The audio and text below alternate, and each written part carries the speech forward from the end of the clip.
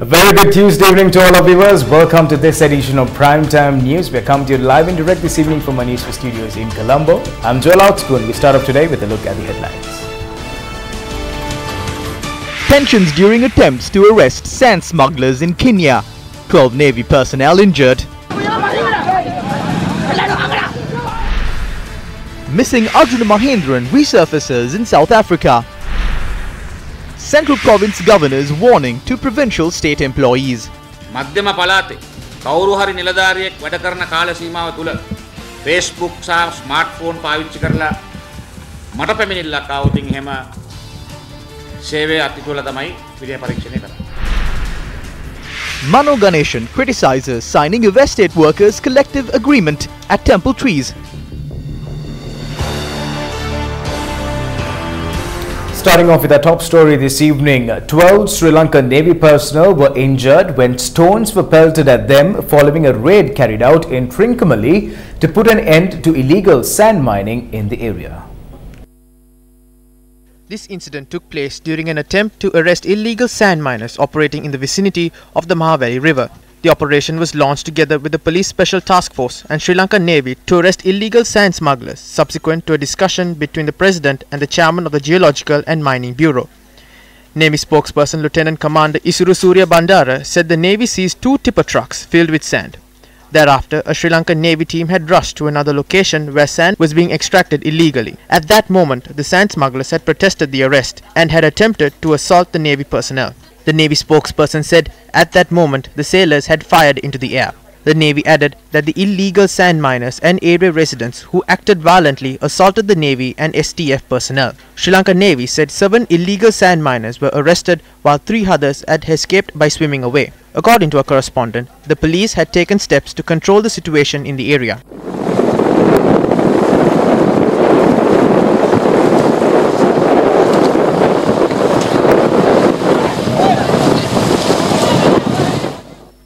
Meanwhile, the Navy media spokesperson said that the 12 Navy personnel injured in the incident have been hospitalized. The Navy spokesperson said the smugglers had collectively protested the arrest in a bid to put an end to the illegal sand extraction activities.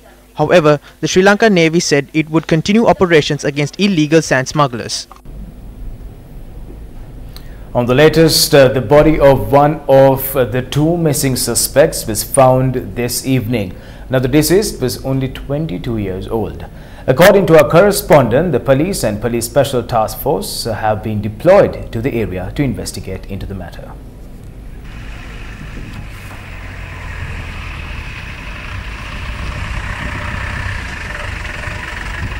Moving on, more news this evening. Now, Deputy Speaker Ananda Kumarasiri says that the Speaker will take the necessary steps following the analysis of the report submitted by the committee to investigate into brawls which took place in Parliament last November.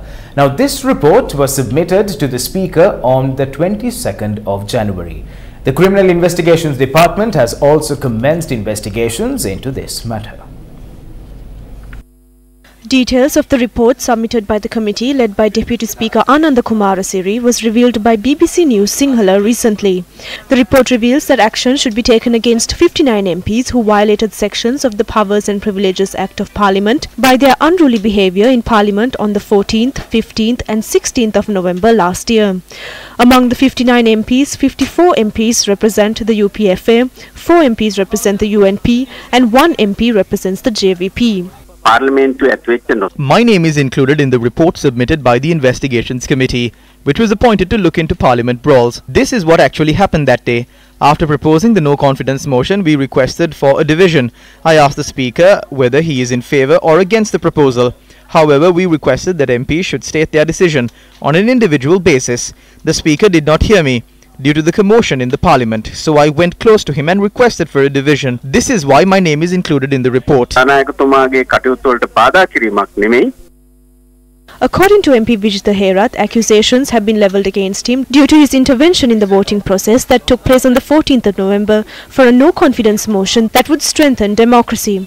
But how did this issue arise? Honourable Speaker, to Standing Order 135, and I am moving that the standing orders be suspended for today's sitting. And as you can see, if this is moved by somebody other than a minister of the Cabinet of Ministers, it shall be decided by a division in the House. So as I move that the standing orders... As per Standing Order 135 of the Parliament, an MP has the right to propose the suspension of a standing order, but we will not challenge this. However, Standing Order 135 also states that unless the suspension of a standing order is proposed by a Cabinet Minister, such a proposal must be approved by more than 20 MPs within the Chamber of Parliament. Was this proposal approved in Parliament on the 14th of November in a manner that guarantees democracy? Whatever it is. Honorable Speaker, I second it. I second Mr. Sumandiran's proposal. මෙම යෝජනාවට අදාළව දැනුම් දීම පිළිබඳව ස්ථාවර නියෝග අතිබෙන සභාව එක්කද? සභාව එක්කද? සභාව එක්කද? සභාව එක්කද? බහුතරයක් එකඟයි. ඔව්.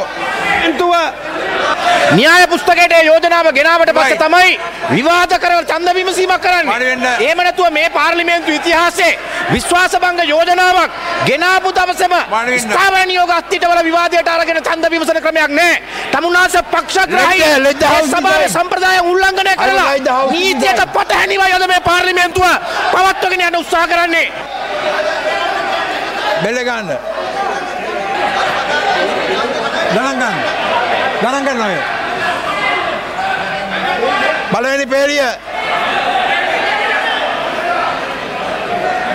Let the House decide. I am taking a vote. I go by the decision. ගරු කතානායකතුමනි දැන් ඡන්ද ගන්න කියලා මම ඉල්ලීමක් කරනවා. මේ ස්ථාවර නියෝගය අත්හිටු වෙනවද නැද්ද කියලා ඡන්දයක් ගන්න වහා. ඔව් ඒක තමයි.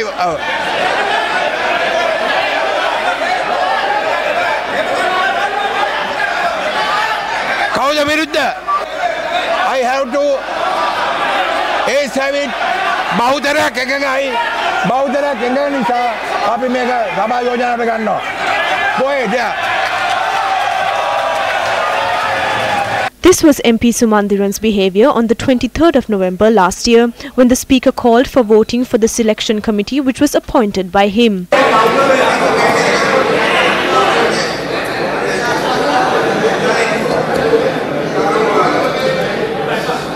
When senior MP Lakshman Kiriyalla called for voting and opted to act in a democratic manner, it was MP Sumandiran who intervened. MPs have the opportunity to express their views. However, no one can forcefully do this. It could be an action that would lead to a verdict.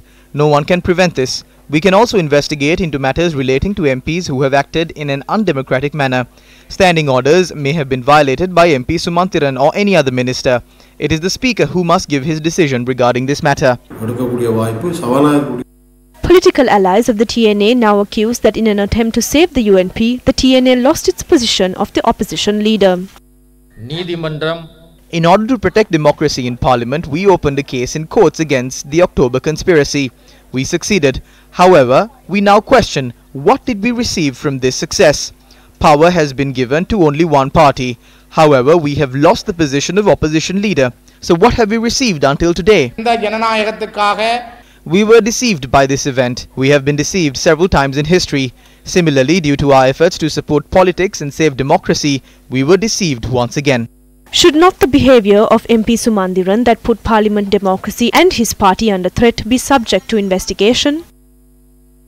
If proceeding towards the Speaker's chair to request for a vote to be called by MP Vijitha Herath prompted for investigations, should not the behaviour of MP Sumandiran also be subject to investigation?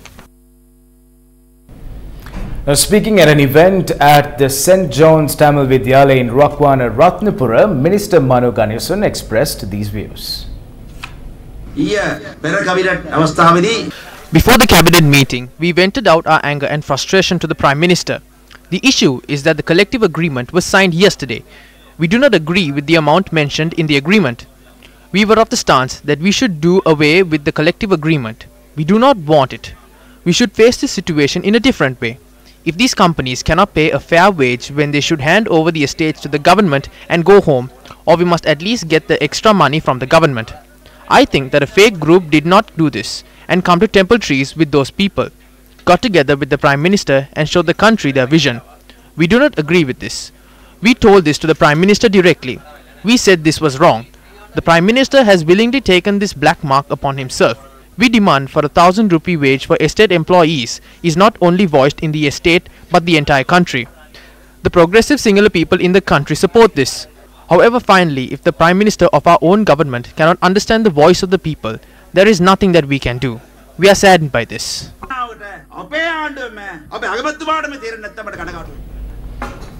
News from courts this evening. Now, former Minister Johnston Fernando expressed these views regarding a statement made by the chairman of the Elections Commission. He should not resign. He should come to court and obtain an order for elections to be held. When he resigns, they will appoint one of their catchers to that position. This is how independent commissions function these days. Where is the independence in these commissions? Members appointed to the commission are either loyal to the UNP or they cave to NGO dollars. This is the true story. We are pleased with the statement of Mahinda Deshapriya, but he must work with more responsibility. He must go to court immediately and call for elections. He must not just wait until November. Johnston Fernando was speaking after he was acquitted from charges filed against him for the failure to disclose his asset declaration in 2010. Colombo Chief Magistrate Lanka, who acquitted the former minister Johnston Fernando, stated that the prosecution failed to prove their case. The Commission to investigate allegations of bribery and corruption had filed 5 cases against the former minister for failing to submit his asset declarations from 2010 to 2015. Fernando was acquitted and released from the first case, which was filed for failing to declare assets and liabilities for 2010. Executive Director of Transparency International Sri Lanka expressed these views. The Right to Information Commission in late 2018 gave an order ordering for the Prime Minister's asset declaration to be released by the Office of the President, and we are still awaiting that document to be released. And from our investigations into the court record, no appeal has been filed against that. So we are waiting for the asset declaration of the Prime Minister, but it is essential that those who have to file the asset declarations file them, and it is essential that that information is out there in the public to ensure that the public can see this information, and it will empower the public in holding elected officials to account. 139 state employees of the Central Province received permanent appointments today. Governor of the Central Province, Maitri Gunaratne, addressed this event.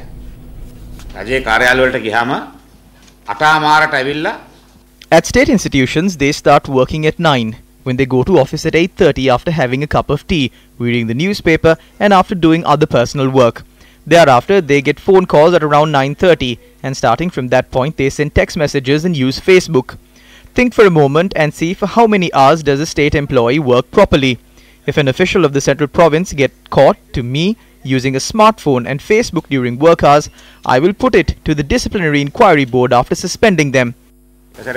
mobile phone on කරගන්න කියලා තේරෙන්නේ නැත්නම් කරුණාකරලා එළියට යන්න පත්වීම තව මාසයකින් විතර මම දෙන්න. I told you once to switch off your phones. If you can't understand, please leave this place. I will give your appointment in another month. This is because you don't understand Sinhala.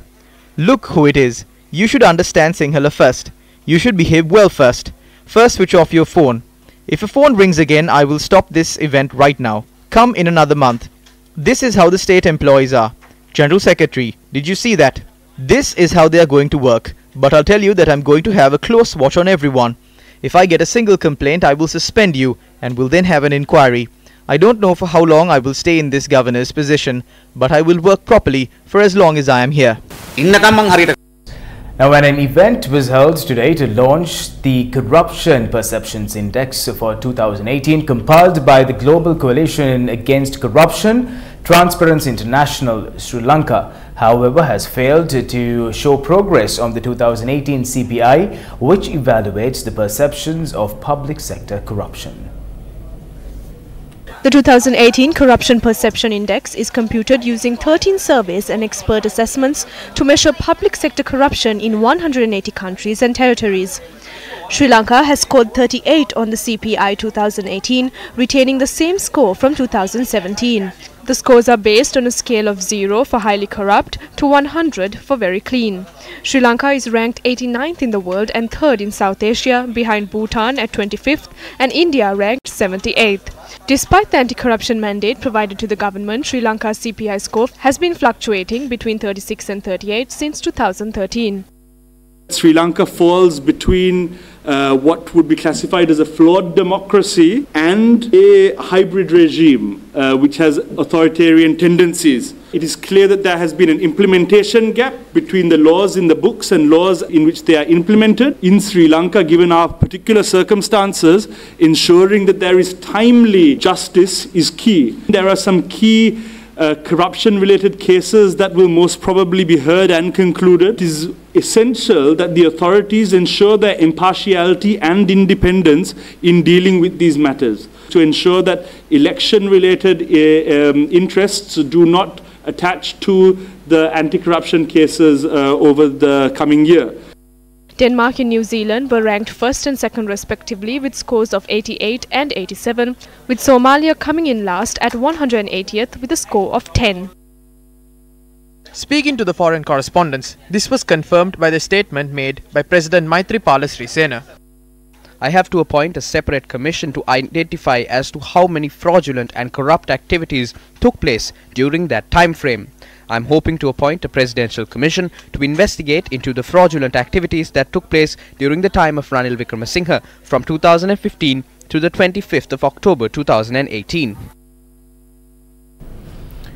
In headline-making news this evening, fugitive former Sri Lanka Central Bank Governor Arjuna Mahendran this week had given an analysis on money laundering to a South African website. Mahendran's analysis on Business Live website included the money laundering aspect of an international bank. According to the website, Arjuna Mahendran is reportedly providing advice to family businesses based in Singapore and the Middle East. It has been over a year since Mahendran was listed as a wanted man in Sri Lanka, and he remains missing. Court ordered for the arrest of Mahendran based on the facts submitted to court by the Criminal Investigations Department. It is surprising that a South African media outlet managed to contact Mahendran while the Criminal Investigations Department of Sri Lanka has failed to do so. Does this mean that the government has a lack of interest on this matter? Or are they unable to address the matter? Mr. Govindasri, as a legal man, why can't Arjuna Mahendran be tried ex parte? Of course he can be tried. I mean, no one will think of doing that, because the moment you try ex parte for order, he will know that he's going to get the works, and next thing we can do is to get him in a situation where he can be completely found guilty, but the problem is to execute the order of guilt. Well, reports have surfaced that the Grand Hyatt in Colombo is being listed as an investment opportunity. According to a teaser document reportedly sent to the reputed investment banker across the world, the envisaged transaction is an acquisition of 100% stake in Sino Lanka Hotels and Spa Private Limited, which holds 100% ownership of the Grand Hyatt in Colombo. Accordingly, the selling shareholders are Sri Lankan Insurance Corporation, Litrogas Lanka Limited and the EPF, all of which are state-owned entities of Sri Lanka. The teaser report by MTI Consulting is inviting interesting parties to submit an expression of interest. Earlier, the consulting company had published a newspaper article for investments in the Hyatt, but it was highlighted that within a short period, a scam could take place. The teaser report sent across the world to selected individuals notes the total project cost $297 million. The Grand Hyatt Hotel project in Colombo has been marred by a series of financial frauds amounting to billions of taxpayers' money during the previous regime. Legal action is being instituted against a number of people, including former President's Chief of Staff Gamini Senarath at the Permanent High Court trial at bar for alleged financial fraud regarding the hotel project. Is this a plan implemented to sell the Grand Hyatt Hotel, which will benefit a selected group of people? It is the public's funds that has been invested in such a project, and the people have a right to know what happens to their money. The Sri Lanka Working Journalist Association and a number of other affiliated groups handed over a petition to the Police Commission and the Office of the United Nations in Sri Lanka. The petition requests for investigations into the murders and abuses against journalists and attacks on media institutions be expedited. The group also submitted the petition to the Office of the United Nations in Sri Lanka. Until today, the only thing that we saw is that even the ongoing investigations are being stopped. The media did not receive any justice from this government. This government came to power by marketing the bodies of these deceased journalists. Hold a broad inquiry into these injustices suffered by journalists and take action against it. We still do not have faith in these things that are happening on Sri Lankan soil. We are attempting to force the authorities to deliver justice to these journalists so that the next January would not be another Black January for journalists. The International Customs Day 2019 was held in Colombo last evening. The current account deficit, the only way we can get out of it is through export transformation, through increasing our exports. This year we're expected to pay about $5.9 billion foreign debt. Now we've got plans to pay that, but essentially what we are doing is buying time. Foreigners must have enough confidence in us to lend us the money, to keep rolling over the debt, which is why things like the IMF program become very important, because that's a seal of good housekeeping, and without that it's very difficult to raise the money that we need. Whilst imports have grown, customs revenue, particularly in the last period, hasn't grown at the same pace.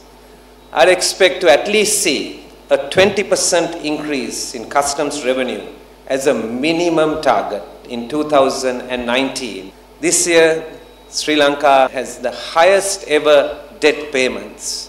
මම මේ කතාවට හරිම කැමති ඒක නම් අමතක කරන්නෙම නැහැ. දැන ගියොත් වත්තල නොදැන ගියොත් Mattala.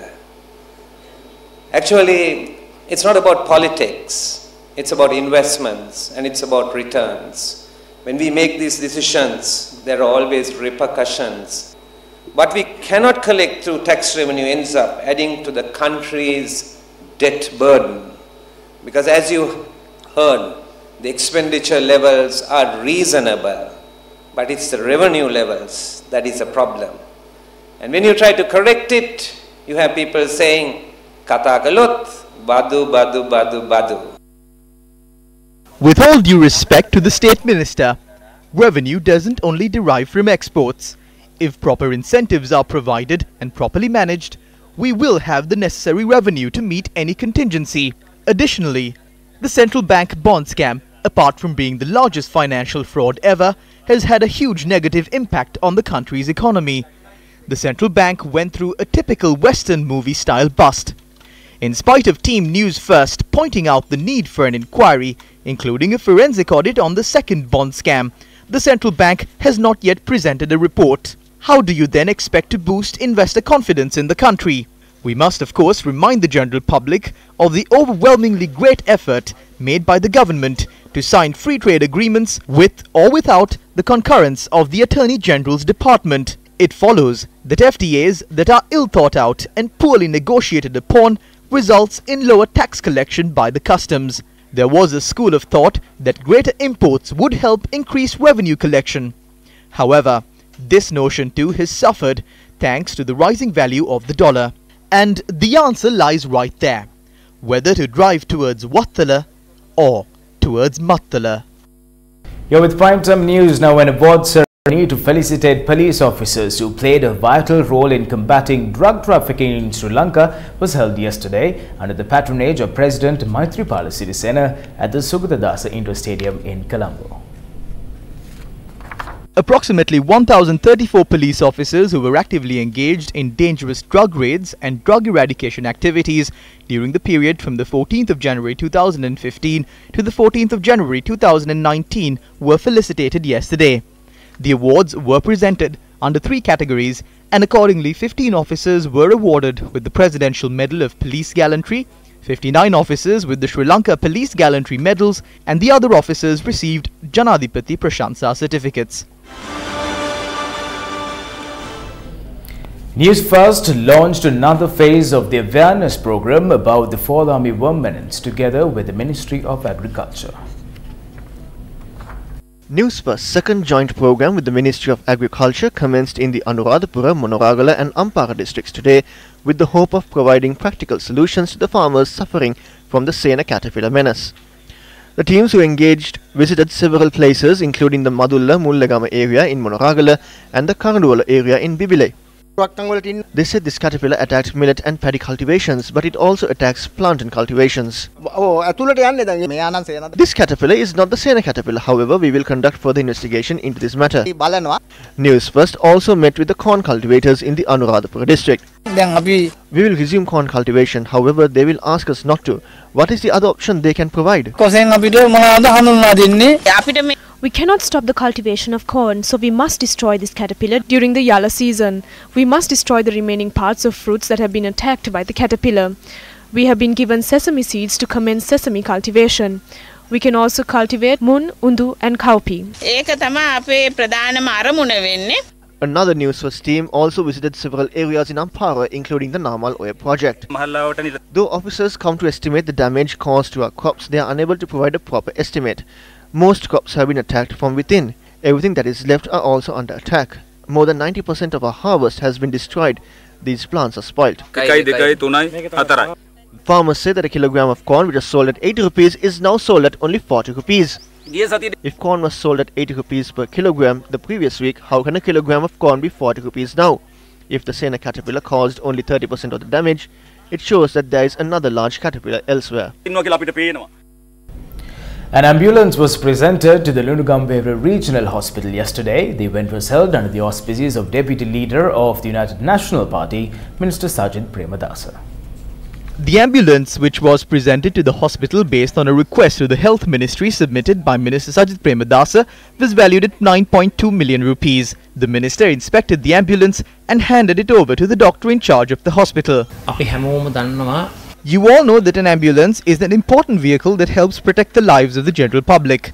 Just like this, I would like to announce that we hope to commence another project in the area that will provide 15,000 water connections to Lunugambihira and Thissa Maharamaya. We will provide 300 million rupees for this from my ministry. We hope to start working on this soon. Sri Lankan Airlines and Mattala International Airport had incurred a total route loss of $30.6 million, which is approximately 4.5 billion rupees. This is between 2013 and 2015. Now, this was revealed at the Presidential Commission of Inquiry into Irregularities at Sri Lankan Airlines, Sri Lankan Catering and Mihin Lanka today. Between 2013 and 2015, Sri Lanka incurred approximately $14 million due to regular flights handling at Mattala International Airport. Mattala also incurred a further loss of $3.94 million due to the services it rendered to the Sri Lankan aircraft. Head of Revenue Management, Planning and Commercial at Sri Lankan Airlines, Sumudu Upatissa told the Commission that within this period, Sri Lankan had operated 150 regular flights to Mattala, all resulting in massive losses to the airline. The promotional activities of the Sports First Alliance Platinum Awards 2018 continued for the 13th consecutive day in Monoragala. The promotional activities took place at the Mano National School in Monoragala. Education authorities, officials of the Capital Maharaja Organization and Alliance attended the inauguration ceremony of the promotional activities.